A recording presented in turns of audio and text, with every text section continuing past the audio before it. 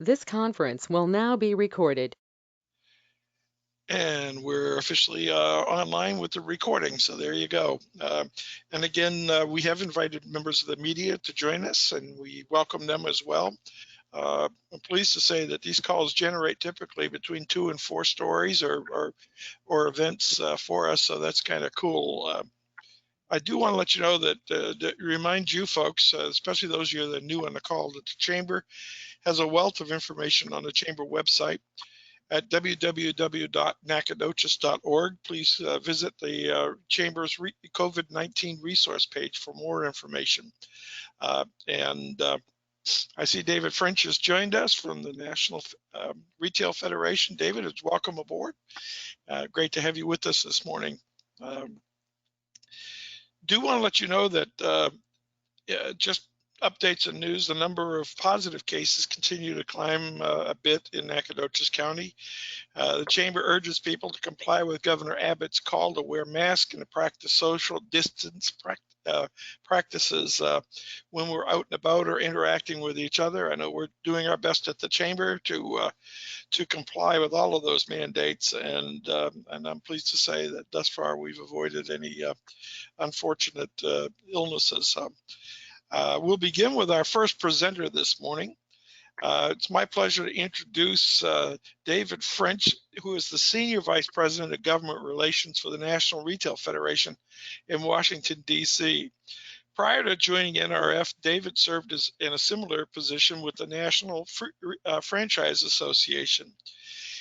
In the interest of full disclosure, I've got to confess that I've had a relationship with David and the CEO as well of the National Retail Federation. They were the National Franchise Federation was a client of mine in another professional life some years ago, and I became acquainted with Matt Shea, who is the CEO of the National Retail Federation, and David. David and I also interacted when I was on the faculty of the Institute for Organizational Management, I believe at Villanova University and the University of Tucson, so we're old friends, and I'm pleased to welcome you on board. It's great to have the retail perspective nationally, and someone who has the finger on the pulse of federal legislation impacting the critical retail industry. So folks, would you please welcome with me David G. French. Good morning, David.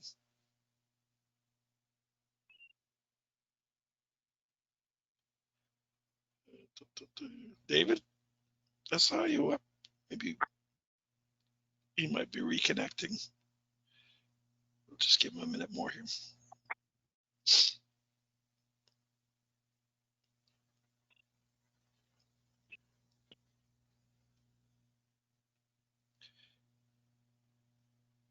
David, are you with us? I am now. I apologize. I've been having some technical difficulties, and I just joined by phone. Well, David, I'm sorry you missed that incredible introduction I just did of you. I let them know that I let them know that we'd had some contact at the National Retail Federation, and now at the and also at the Franchise Association as well, and our institute contacts as well. So welcome aboard, and the stage is yours, sir. Well, thank you, Wayne, and I apologize for my technical difficulties. This, since the pandemic began, I think this is now the fourth or fifth different technical platform I've used for connecting to teleconference and webinars and things like that. And you finally got me. This is the first one I haven't been able to do on my computer. So good to be with you, and I hope everybody is staying safe during this incredibly strange and unreal time. The retail industry is really a tale of two industries right now. The folks who do grocery and who are in things like home improvement and maybe even home furnishings, and who, more importantly, the folks who've been allowed to stay open throughout the pandemic, those folks have done pretty well. The industry retail sales have generally returned to pre-pandemic levels, and we're almost back to the level of retail sales that we had before this began. So, but that's been driven by the strength of those companies and those businesses that remained open throughout the crisis. The other side of the coin is that the retailers who were closed during the crisis, especially in certain mall-based segments, as well as apparel and luxury brands, those folks got knocked sideways and have had a very challenging path forward ever since then. And so, it's difficult to talk. I mean, it's really not one single retail sector these days. It's two. And I think the recovery for the retailers in the apparel and luxury segments and mall-based segments is going to be slow and very challenging. Retail throughout this has really reinvented itself in many ways, and every retailer has invested significant amounts of money in personal protective equipment, as well as changing their stores and making things safe to continue shopping. The retailers who were closed have learned from the retailers who were open, and they've done a very good job of adapting to the requirements of sort of the post-COVID environment. And what we see in particular is the change in the retail sector, which had been proceeding at a fairly swift pace, has accelerated dramatically. Literally 10 years of change in the way customers and retailers interacted was condensed into about 10 weeks. And so we saw things like trends that had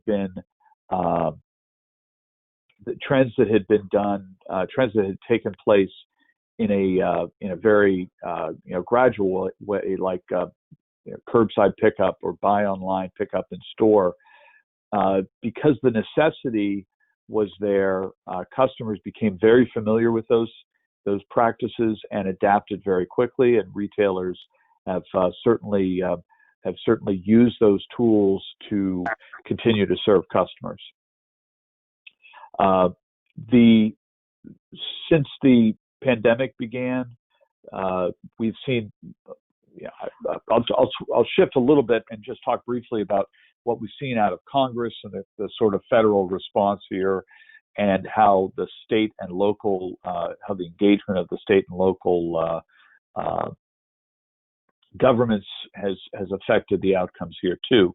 At the beginning of the crisis, our number one priority was making sure that as many retailers were allowed to stay open as possible. And so we worked with our state association partners, and we worked with local and state governments to try to find ways to keep as many retailers open as possible, to keep distribution centers open if possible, to allow shipping from store, to allow people, as many different options for shopping as possible. That was not always easy, and one of the challenges in our federal system is that a lot of the decision making is done at the state or local level, and it can be very, very different depending on what part of the country you're in. So there's not a single consistent approach to this, and that certainly made it challenging for our national retailers as well as our local retailers who were looking for guidance from their governments on how they could do this properly. And the shutdown orders or the shelter-in-place orders were done in a very haphazard way in the initial phases. I think everybody learned from that, and I think we're much smarter now as the economy reopened. We saw a lot of support for retail, and we've seen a lot of retailers, as I mentioned, learning from the folks who stayed open on how to open safely, how to promote social distancing in their stores, how to use curbside pickup or use personal protective equipment. A couple of weeks ago, NRF called on all retailers to have a nationwide policy on masks. And that's part of our strategy to ensure that when state and local governments look at the retail sector, they're not looking at the retail sector as part of the problem in spreading the virus, where they're looking at us as part of the solution in helping people continue to shop safe. We've looked at the data around the country, and we don't see a lot of evidence that retail is a highly dangerous activity. It certainly can be done in a safe and socially distant way, and so we've been encouraging that. The other thing we've been working on is making sure that our retailers got assistance from the federal government in either the CARES Act or now the latest version, which was unveiled last night, the HEALS Act. And a lot of money did flow to the retail sector. The P3 program, the Payroll Protection Program, provided about $45 billion in loans. Most of those loans are forgivable to small retailers. Probably several hundred thousand small retailers took advantage of those loans. In the HEALS Act, some of those retailers will be able to go back and get a second P3 loan, which will certainly help them stay open, help them retain their workforce. There were tax provisions in the first bill. And I think it's, while the unemployment insurance provisions are controversial, and many of our members report that they do have trouble attracting workers back to the workforce when they're competing with the federal government and the pandemic bonus for a wage that translates into $25 an hour.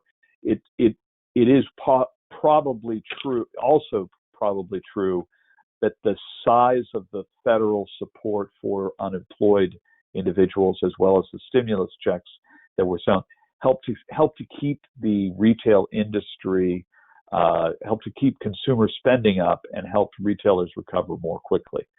Our colleagues in some of the other sectors that have been impacted, like restaurants, hotel and lodging, travel, I think their pathway forward is a lot more challenging because it will take a lot longer for consumers to feel comfortable in all of those venues in the immediate future. But the path forward for retail looks fairly optimistic. And Wayne, I'm happy to take a question or two, but I know you've got a full agenda of your own, so I can end there. And if anybody has a question, I'm happy to answer questions. Well, that's great. Well, I certainly would like to lead off with a question, and I'm confident that my colleagues online will probably have some as well. David, what is how well is the online retail industry doing?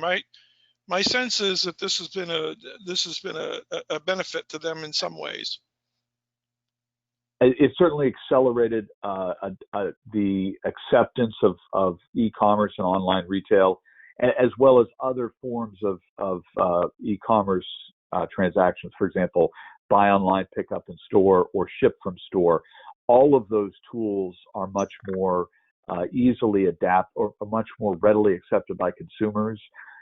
Online shopping was a trend that was unstoppable beforehand, and it's probably only consolidated its position. But remember, before the pandemic, 9 out of $10 was still spent in stores, and it still, shopping remains an activity people want to do in stores.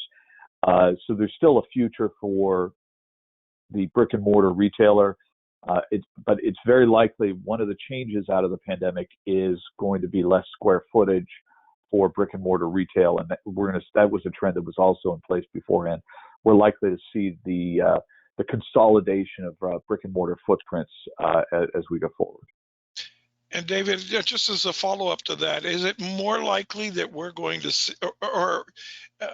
see the brick and mortar stores in our region gravitate toward an online presence if they haven't already done so?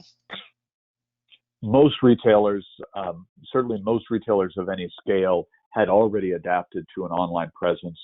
The exception to that, there's some retailers in the discount kind of surprise or treasure shopping segment, retailers like Ross Stores or Burlington, which they really rely on an in-person shopping experience because it's difficult to hunt for treasure online. But most of the other retailers have a robust online presence, and their skill set improved as a result of the pandemic. And some of them really executed exceptionally well. I mean, some retailers really were killing it. Some traditional brick and mortar retailers were doing exceptionally well during the pandemic. It was a lot of things in the home furnishings sector, for example, because people were spending so much time in their homes, people were doing more cooking at home, and the folks who were serving that segment were seeing spectacular growth in their online offerings. Thank you, David. Other questions from folks on the call?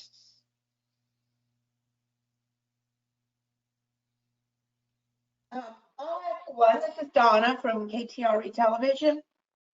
Go ahead, Donna. We have in Nacogdoches a number of downtown businesses that have gone out, some COVID related, some aren't. It's now beginning to trickle down to the outside the downtown area. And I'm hearing this comment a lot. There's just no place to shop. What sort of perception do you think this gives the consumer when you see a lot of or several businesses at one time shutting down, and will it be a long road to follow for retail?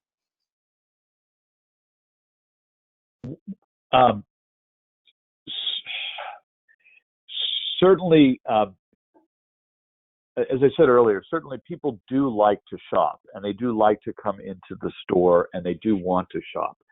There is a lot of obviously the pandemic has put pressure on a lot of different businesses in retail and restaurant and other, and it's going to be difficult for some of these individual businesses to stay to survive the pandemic. There's just no question about that. And no amount of federal aid is a substitute. No amount of government aid is a substitute for keeping the economy as open as possible. An open economy is a much more beneficial tonic than a government check. And so, but that's a challenge, and obviously there's a very delicate balance that the governors and state and local authorities are trying to maintain in terms of keeping people safe and preserving the economic activity, and so on. There has been a lot of consolidation in the retail industry in the past 5 or 10 years. There was a lot of consolidation before. There has always been some pressure on Main Street businesses. The good news is that there is also opportunity in Main Street businesses. And what we saw in the first 5 or 10 years after the e-commerce boom took hold is that small retailers were actually doing a pretty good job of competing against the e-commerce retailers by offering very carefully curated and personalized services. There will be opportunities in the future for these businesses to thrive, but the overlay of dealing with the pandemic and the pressure of keeping your store count, keeping your store capacity down, serving customers, the cost of PPE, all of these things are putting a lot of pressure on individual businesses, and there's no question about it. Any other questions for David? Well, if not, David, we would like to thank you for joining us today. You're welcome to stay on the call and listen to the various reports from our other colleagues on the call. But we want to also thank you and Matt Shea for the outstanding representation you do on behalf of the businesses, the retail businesses that we represent. It certainly appears that the retail industry is well represented in Washington, and we hope you'll feel free to call on us if we can help with any members of the delegation. And I'm pleased to say we have one representative of the delegation on the line as well this morning. So I think this will be helpful to everybody. Thank you, David. Thank you very much, Wayne. It was good to be with you this morning. Great. We'll continue with our presenters this morning. Would you welcome from the office of Governor Greg Abbott, Betty Russo, the regional representative. Good morning, Betty. Good morning. I hope everyone's doing well. I have several announcements from the governor today. This one just came out about 20 minutes before this meeting started. Governor Abbott announced that the Texas Health and Human Services Commission, or HHSC, is extending the application deadline for the Federal Pandemic Electronic Benefit Transfer Program, or the PEBT, to August 21st to ensure eligible families have more time to apply for this one-time food benefit. This benefit is $285 per eligible child and can be used in the same way Supplemental Nutrition Assistance Program, or SNAP, food benefits pay for groceries.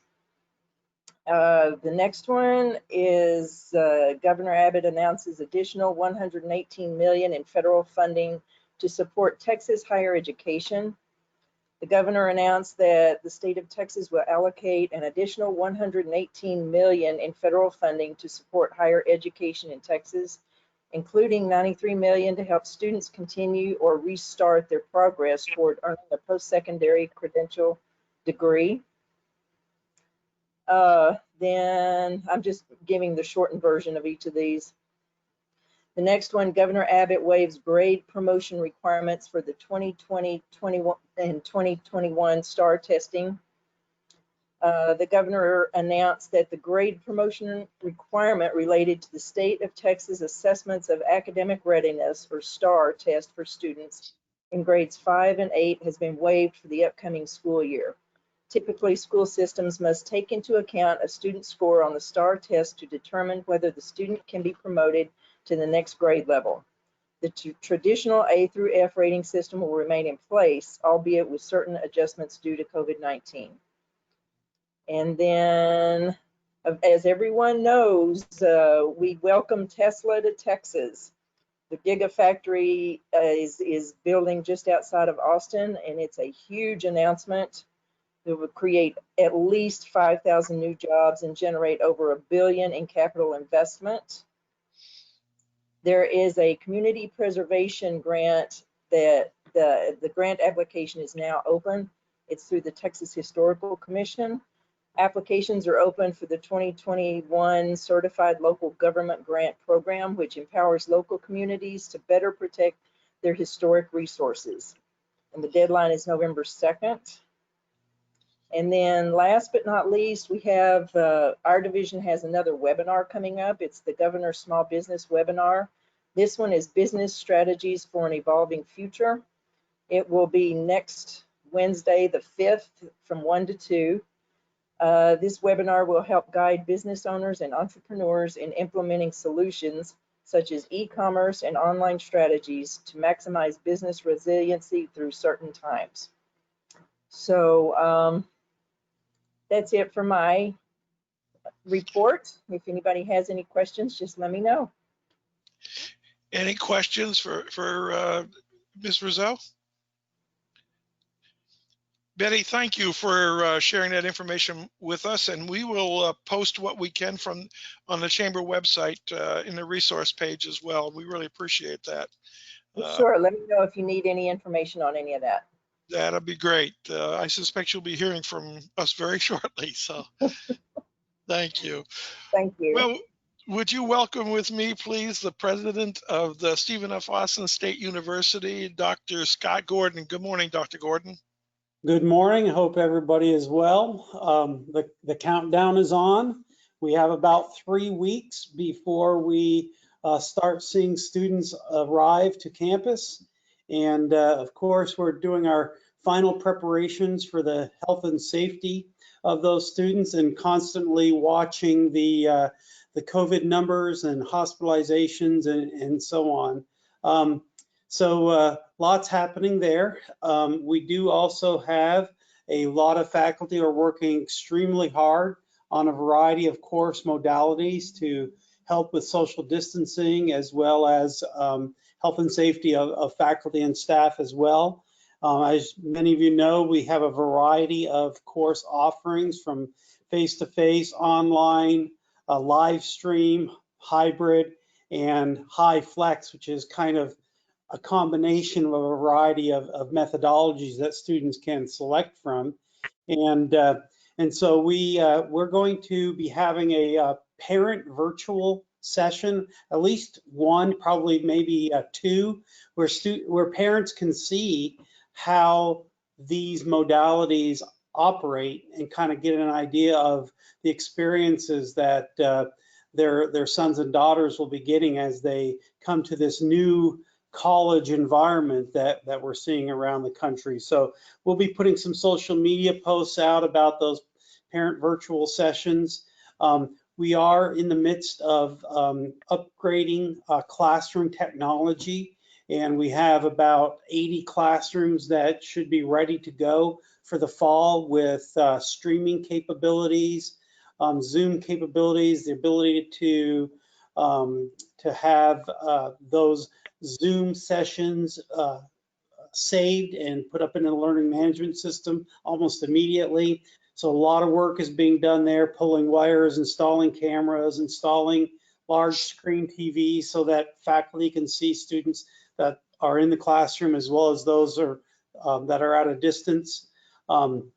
We also are continuing our various construction projects, our fine arts expansion. If you come by North Street, you've probably seen some of the work that's being done. Right now, a lot of it is internal to Turner Auditorium, which is being completely renovated, which will be a beautiful new facility. And then if you go by University Ave and College, you'll see the Coliseum is continuing. That whole project is a little bit behind because of all the dirt work and the torrential downpours that we've been receiving over the last week. But we should start seeing a lot of progress there as all the concrete work and the footers are starting to be completed, and they'll start really raising up out of the ground pretty soon. So that's where we are with the university, and I'll be happy to take any questions. Questions for Dr. Gordon?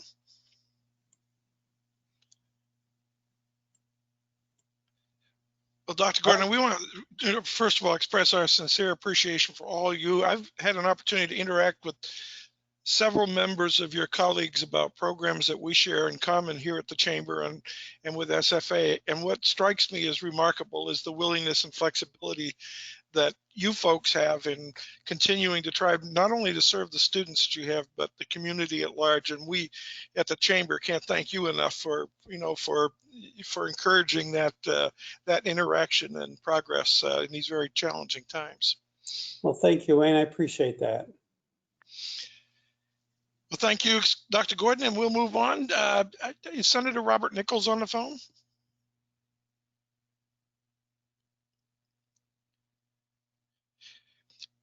Well, in the interest of putting him on the spot, I'm pleased. I do believe we have Jason Wright on the phone representing Senator Ted Cruz.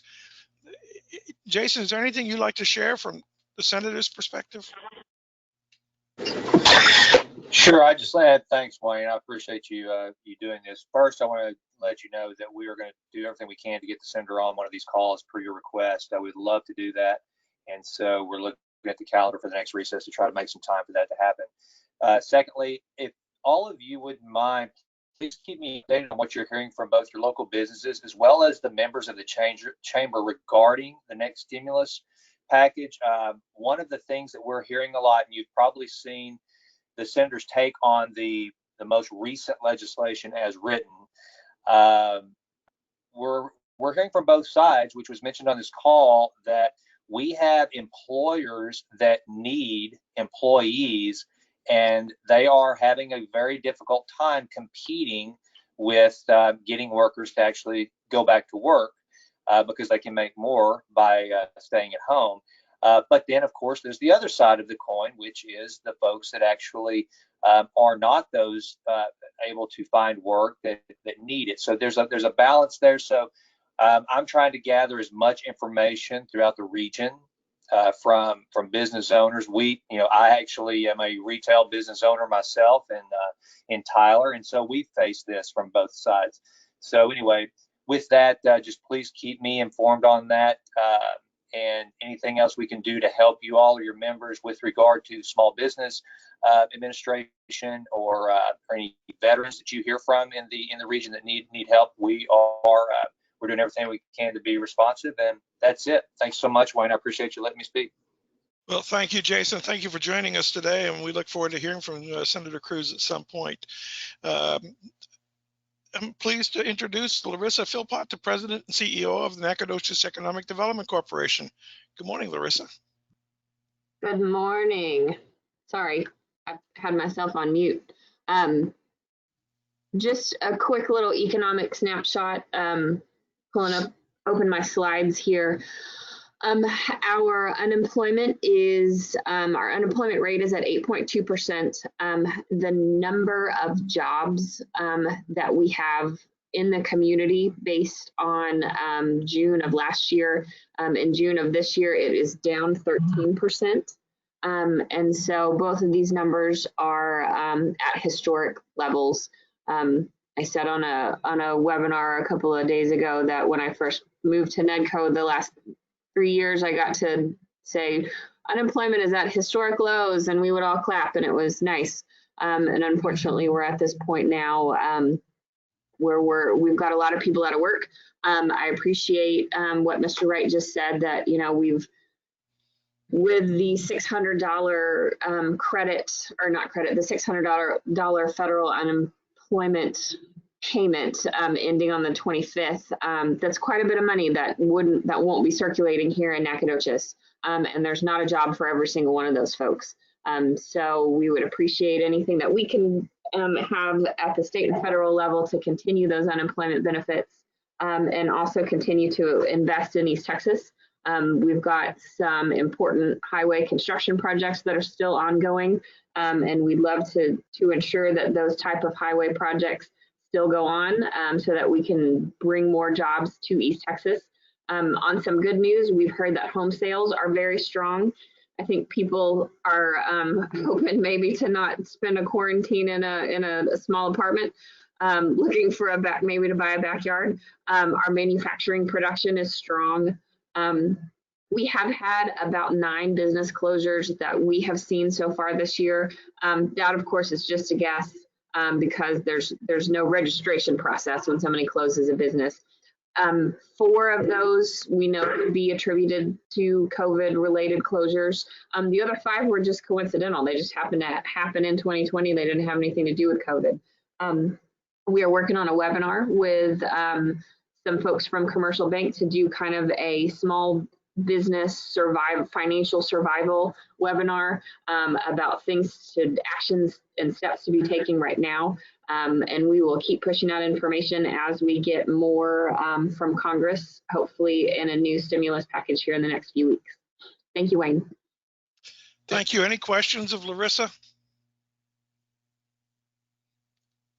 Thanks again, Larissa, for that very comprehensive report. Appreciate that. Please do, is Les Linebarger on the phone right now? I know he said we're working around a meeting with Les, so. He just walked in, and walked back out, so okay. Maybe he'll join us in a minute. All right. Thank you, Aaron. Appreciate that. Would you please welcome with me the President and CEO of the Texas Forest Country Partnership, Nancy Wyndham. Good morning, Nancy. Hi, good morning. Thank you so much. I will make this very quick, but I have sent some information over to Kelly and to Wayne. They're going to be posting it, I believe, Kelly, isn't that right, over into the chat section, or somehow getting it over to you. I'm quite excited because this is my happy place, is working projects. There is a group, it's a national group called the Site Selectors Guild, and they have done a study for corporations on where are the projects. So my report today is going to be talking about our rural East Texas region and how we're stacking up to compete with new projects to bring new jobs into our area. I'm very excited, and this doesn't come as to a surprise to anybody. People that are living in congested areas are now looking for ways to move. If we could get our broadband challenge fixed, which everybody is working towards that, Once that is into a better situation, I think you'll see a bigger influx of people wanting to look to move into rural communities.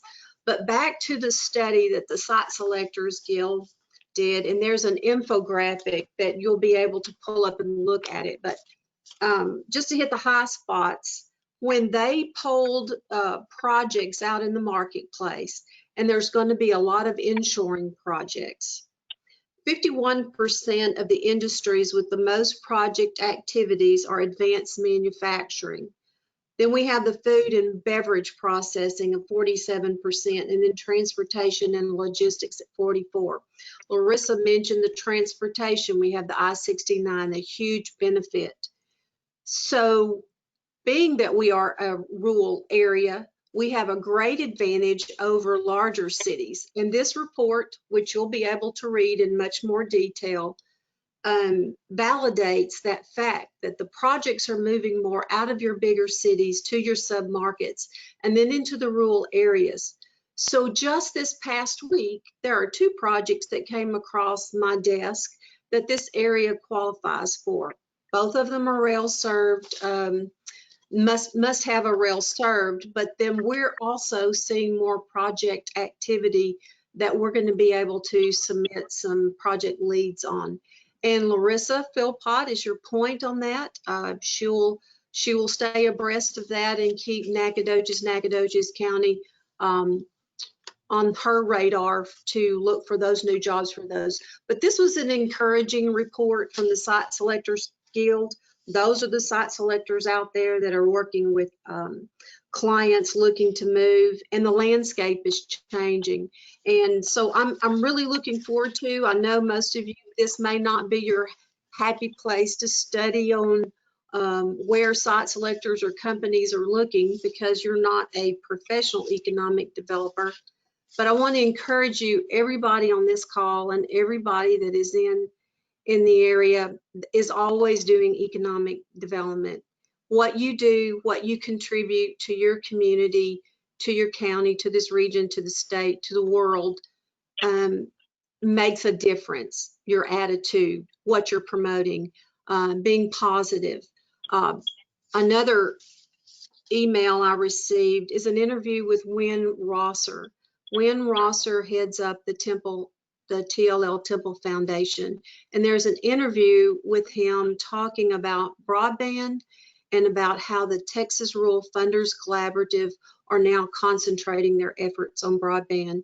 And there's also a link, and I would encourage all of you, if you would sign up for Texas Straight Talk, there's going to be interviews going on. It will keep you abreast of what's happening to promote broadband. We were talking about what is it about our area that people love the most, and what we're seeing is that we have low crime, we have cleaner air, we have transportation. And the industries that I just mentioned to you earlier, advanced manufacturing and food and beverage, we have the water, we have the trees, we have the natural resources. We also have the elbow room out there in what we have to offer people to move. So take a look at those attachments. I won't elaborate on the details, but it is important for all of you to be abreast of what's out there and how we can become more competitive for some of those projects. And I think this gives us an opportunity that we have not had before. So I appreciate your time. Know that this office is working diligently to keep abreast of those projects and find out how we can best market ourselves out there on a national basis. So thank you for your time. If anybody has any questions, you can give me a call here at the office. Tanya and I, either one, will be more than happy to help you. Thanks so much. Thank you, Nancy. And we'll post that information on the chamber website as well in our COVID sessions when you forward it to us. Some of it I know you've already forwarded. So we very much appreciate that. You know, while we're transitioning here, I do want to mention Lisa King is on the call here, and she's been kind enough to kind of give us a pretty quick update on the census for Nacogdoches Memorial Hospital. Yesterday, they had 16 patients admitted with COVID. Today, they have 21 patients admitted. And Lisa, you and I should talk offline. I would like just ask if you'd have a willingness to kind of give us a quick update on these calls. I think it would be helpful for us to get a sense of what's going on in the hospital as it relates to the hospital census and COVID-19. So we'll talk about that, but I do appreciate that very much. Representing NISD, Les, good morning. How are you, sir? Good morning, Wayne. I'm doing fine, and it's good to see you all. Thanks for the opportunity to speak this morning. With NISD, we're getting ready for the start of another school year under some of probably the strangest circumstances we could imagine, just like many of you all are having to deal with. But at noon today, the Board of Trustees will consider revising the 2020-21 academic calendar, likely moving back the start of classes. Once that's done, and if it's adopted, we will make that announcement later this afternoon. It's also becoming more and more likely we will begin the school year in virtual mode. Our teachers are concerned, many parents are concerned, and frankly, I'm concerned as new COVID-19 infections here in East Texas show no signs of slowing. We understand no decision we make will please everyone, but I want you to know we've agonized over this call. We've gone back and forth on this, but we keep coming back to that first and foremost, the health of students and staff guides every decision we make as we get ready to restart the new school year. In another week, a week from tomorrow, we will have teachers start returning to our campuses for what we call professional development. It's basically to get everything, get back in gear and get to planning for the upcoming school year. So we're getting ready to get very busy, but with the understanding that there's just a whole lot of concern out there as we get ready to restart the year. Any questions of Les? Well, again, there's so many of you that are, I know, contemplating what the future is looking like, and we really appreciate the consideration that you have, not only just for the health and welfare of the people that we represent and are attempting to serve, but it is a new day. There's no question about it. Thank you, Les, very much. Speaking of changing the way we do business, representing social services, Gary Lee, good morning, sir. Good morning, everybody. Yep, we're zooming right along. We have not had, with the exception of one small face-to-face meeting since all this lovely COVID has begun. Yesterday, we completed the first ever process of allocation completely by Zoom.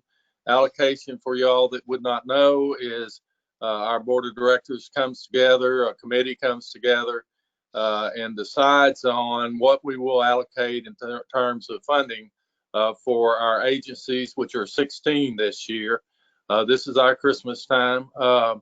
We allocated $200,000 across the 16 member group. Some of the normal people who applied did not this year. They were doing well in terms of getting federal grants and all the rest of the things we've talked about.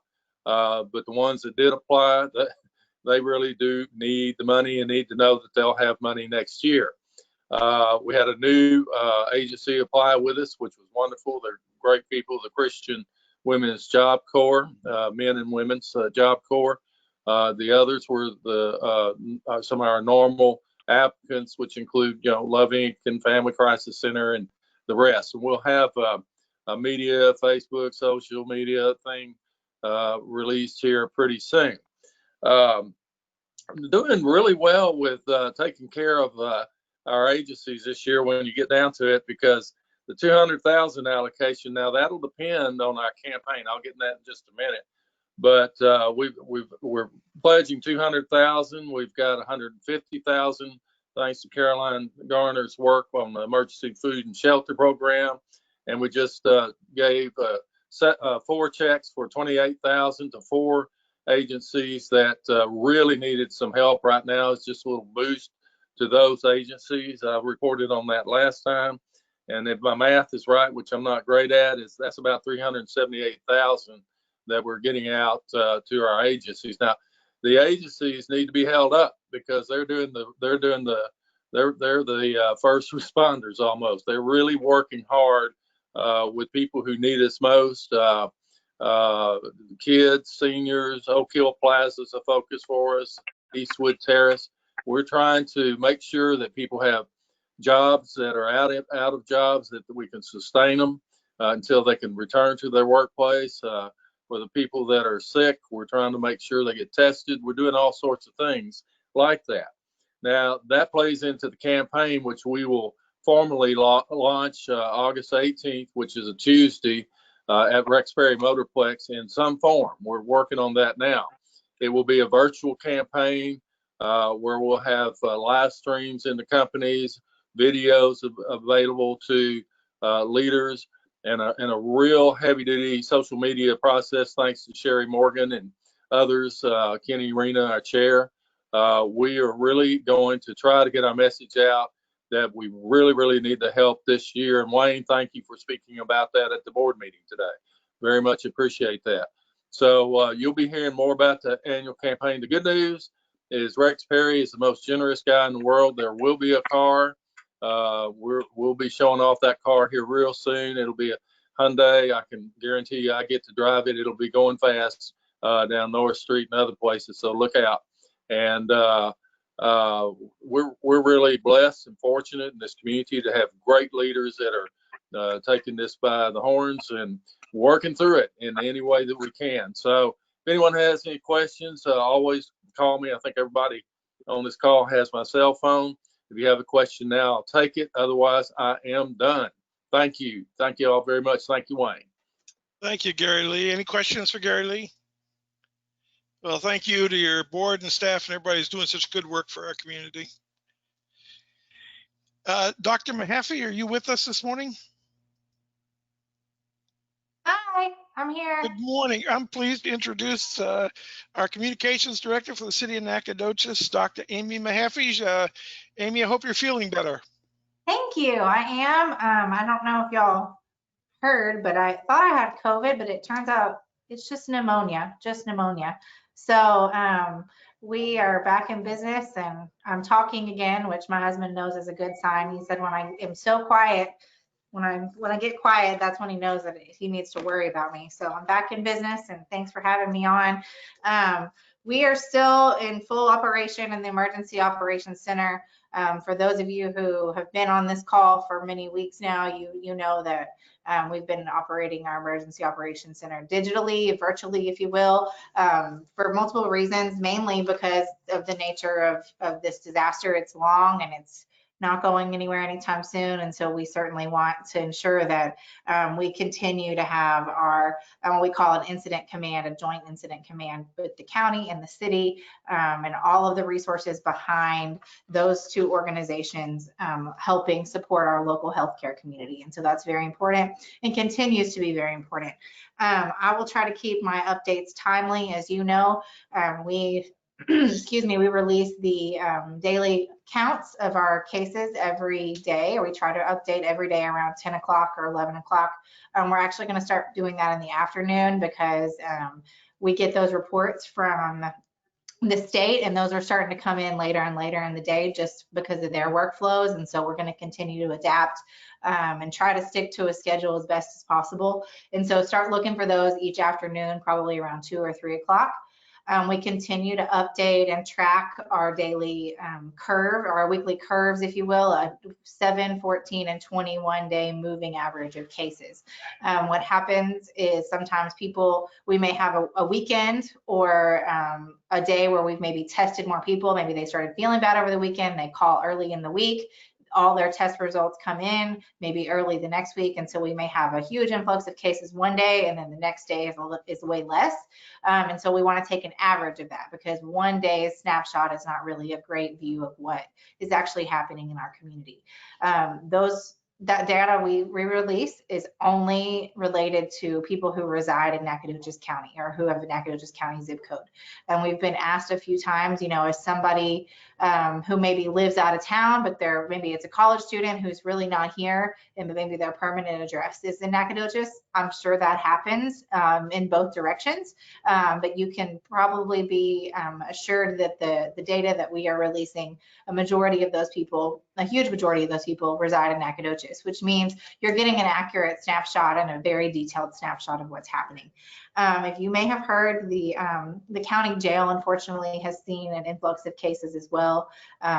Sheriff Bridges has released some information about that last night. It's over 20 cases. Some of those won't show up in our local count because those people maybe are not actually from Nacogdoches, but our emergency operations team is consulting with epidemiologists in Tyler with the state to figure out what our next steps are in terms of testing everybody at the jail. Anytime we have, as you know, any group quarters where you see an influx of cases, it's definitely something to look very closely at, and it's certainly a concern that we've paid attention from the very beginning. The state did test the jail several months back or several weeks back. But as you know, this is an ever evolving, ever changing situation. And so unfortunately, we did see some cases pop up in those group quarters this week.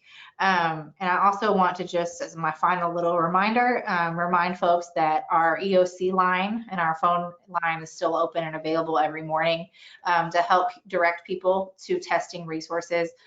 We get about 10 calls a day. A lot of people have figured out and talked to friends and family about how to get tested. But if you have anybody who has a unique situation or specific things that they may need from us, we have people here every day that help answer those questions. And so we are certainly still a resource and haven't.